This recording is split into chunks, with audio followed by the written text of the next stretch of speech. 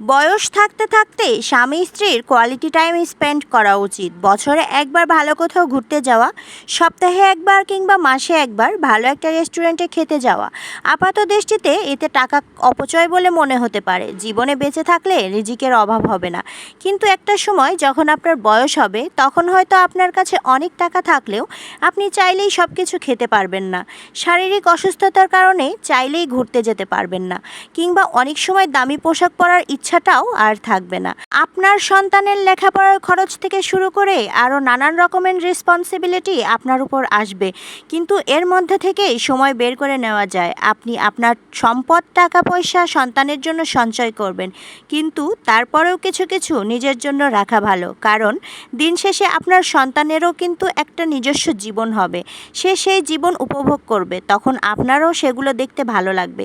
ছেলে ছেলের বউ কিংবা মেয়ে মেয়ের জামাই মিলে কোথাও ঘুরতে গেলে, খেতে গেলে তাদের এনজয়মেন্টগুলো দেখে আপনারও তখন ভালো লাগবে।